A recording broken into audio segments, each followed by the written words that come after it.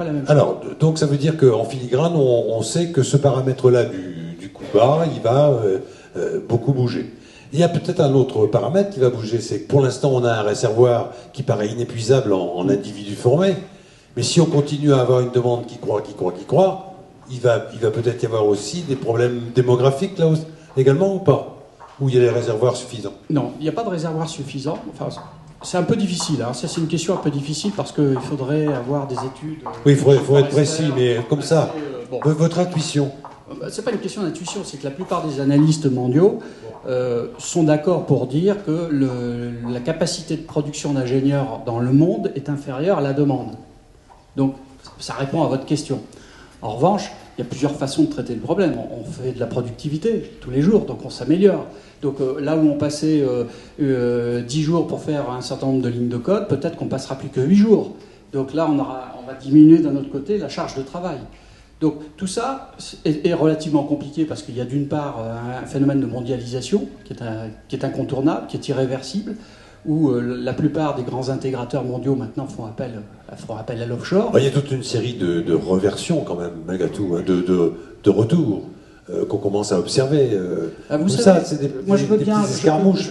J'entends ça parce qu'il y a eu des expériences malheureuses. Il y a certains clients ou certains intégrateurs qui reviennent un petit peu en arrière. Mais globalement, ce que je constate sur le marché français, c'est que les prix, il n'y a pas de réversion sur les prix. Oui. Au contraire. Donc, qu'on le veuille ou qu'on ne le veuille pas, je vais vous dire que quand on va sortir de la crise, où on va retrouver un petit peu d'aisance dans le développement et dans la croissance, je peux vous dire, les prix ne vont pas bouger, je ne pense pas. Les clients ne vont plus être d'accord pour augmenter les prix, notamment sur tout ce qui est activité récurrente et développement d'applications. Donc ça veut dire quoi? Tout simplement qu'on va continuer à faire de l'offshore, voire encore un peu plus. Ça veut dire peut-être que ceux qui font de la réversion parce qu'ils ont eu des expériences malheureuses, ils vont devoir apprendre à gérer mieux leur projet offshore. Alors, on va continuer à creuser tout ce que vous venez de nous dire. Là, on va regarder le point de la qualité. Vous avez déjà abordé tout à l'heure, en anticipant une question que j'allais vous poser maintenant. On va regarder le ratio qualité-compétence, enfin le rapport en tous les cas. Est-ce que finalement les technologies ne sont pas elles aussi banalisées d'une certaine manière et exigent moins de compétences? C'est pour ça qu'on les trouve plus facilement aussi? Ou est-ce que c'est pas ça du tout? Et que l'information des gens auxquels on confie ce travail est excellente? Non, alors, d'une part, il y a deux choses. Je ne crois pas que c'est un problème de compétences. Vous trouvez des ingénieurs, même souvent d'ailleurs, je m'amuse à comparer les niveaux d'études dans les pays émergents, que ce soit en Chine, que ce soit en Inde, même aux Philippines, où vous avez des ingénieurs Bac plus 5 qui ont un bagage universitaire très au-dessus de nos BTS ou équivalents en France qui font le même travail. Et c'est un bagage NIR pour eux ou un bagage off? C'est-à-dire qu'ils viennent le chercher à l'ouest ou Non, ils le font chez eux. Ils le font chez eux. Très simplement, c'était une question de stratégie. Par exemple, l'Inde, dans les années 90, l'Inde a décidé que son moteur de croissance mondiale serait l'informatique. Et a décidé de mettre un programme de formation d'ingénieurs dans les écoles et universités en Inde pour justement atteindre cet objectif. Et ils l'ont bien réussi, fortement bien réussi. C'est pareil en Chine. En Chine, ils ont plutôt un système de planification. C'est pareil. Ils planifient le nombre d'ingénieurs qu'ils veulent former. Ils mettent les moyens qu'il faut pour former ces ingénieurs. Donc on a la qualité au niveau de l'éducation, au niveau des études. On a cette qualité. Après, là où on va avoir peut-être des défauts, et c'est souvent ce qui doit être adressé dans des grands projets offshore, c'est qu'ils n'ont pas l'expérience que nous avons. Ils vont se l'apprendre rapidement. Alors, dans certains cas, ils l'apprennent. Je vous citais le jour au téléphone l'exemple d'un projet télécom. Un grand projet télécom. Aujourd'hui, en France, on n'a pratiquement plus de ressources qui savent gérer un grand projet télécom, qui savent ce que c'est que le métier de télécom. Pourquoi? Parce qu'on en a très peu eu, et que le reste du monde, avec les grands groupes télécoms américains, plus tous les autres groupes, comme Nokia ou autres, qui sont dans les pays anglo-saxons, ont fait appel à l'Inde pour faire leur projet. Donc du coup, qu'est-ce qui s'est passé? Il y a eu un transfert progressif de connaissances, mais pas de connaissances informatiques, de connaissances métiers. Comment je fais une facturation? Comment je fais un recouvrement qui de facto est parti dans ces pays-là. Alors, on est en train déjà de voir Et c'est la petite courbe en bas. toutes les conséquences, oui, la courbe métier, toutes les conséquences apparaissent bien là. Est-ce qu'on peut se dire aussi, ben, finalement, tout ce qui est le développement est externalisé, mais nous, on reste des pôles très forts en matière de recherche, tout simplement. Et on va conserver la faculté de faire émerger de nouvelles technologies, de nouvelles données informatiques. Ou est-ce que c'est pas vrai et que... Ça, je préférais que ça soit... Oui, mais votre avis à vous, et le chercheur va nous le dire. Que ce soit Marc qui réponde à la question, parce que, je veux dire, c'est extrêmement délicat. Surtout, j'appartiens au groupe IBM, qui est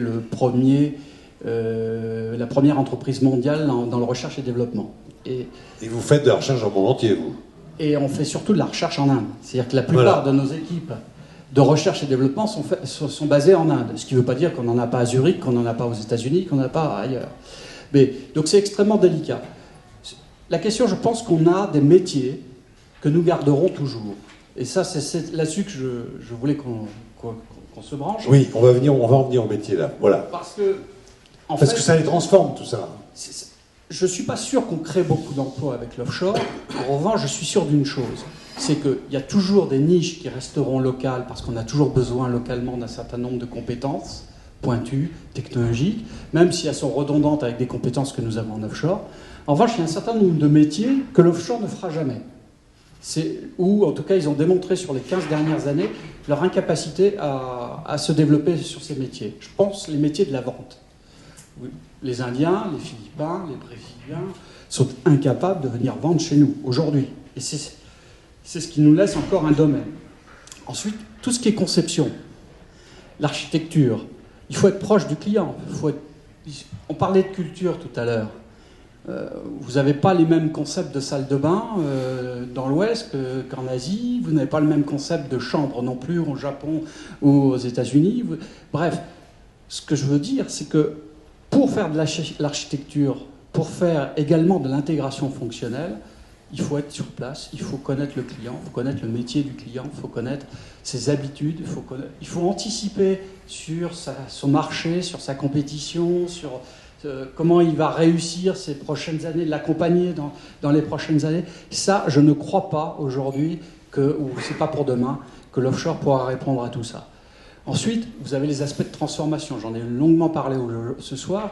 Il y a un effort de transformation et de conduite du changement. Ce n'est pas l'offshore qui peut vous aider à faire ça. Ça doit venir de l'interne, ça doit venir de chez nous. Bref, il y a d'autres éléments. On a parlé de maturité. Donc tout ce qui est CMMI, qui est un concept, enfin plus qu'un concept, important, parce que ce sont des référentiels et ce sont des méthodes, des meilleures pratiques que nous devons utiliser, qui sont en fait en plus universels par rapport aux gens qui font de l'offshore. Donc tout ça sont des métiers qui sont locaux et qui, pour moi, ont une dimension de croissance très forte. Alors à contrario, effectivement, tout ce qui va être développement, paramétrage de ERP ou analyse technique... Ça passe vraiment et ça bascule et on n'en aura presque, on n'en aura plus. Je vais vous dire aujourd'hui, chez IBM, tout ça, c'est fait en offshore. Bon, et est-ce qu'il y a des décisions stratégiques qui sont prises pour assurer que ces emplois restent bien ici? Parce que l'architecture, c'est l'architecture building, mais les Chinois font aussi du building, et il faut même des buildings avec des formes de pagodes et des choses comme ça. Oui, alors je ne sais pas, mais de toute façon, on a des freins. Il faut être sur place, il faut être avec le client. Donc, moi, je fais partie des gens qui ont toujours dit depuis 15 ans que l'offshore doit rester en offshore. C'est pas la peine de faire venir des gens pour venir chez nous. D'abord, ils ont énormément de mal à s'adapter. Ils coûtent aussi cher une fois qu'ils sont chez nous, parce que si vous appliquez stricto sensu les règles d'immigration et du code de travail, vous devez les payer aussi cher qu'un cadre français. Donc je ne vois absolument pas l'intérêt de les faire venir, sauf sur des périodes courtes de team building, de calage, de synchronisation, d'échange, etc. Mais sinon, je ne vois absolument pas l'intérêt.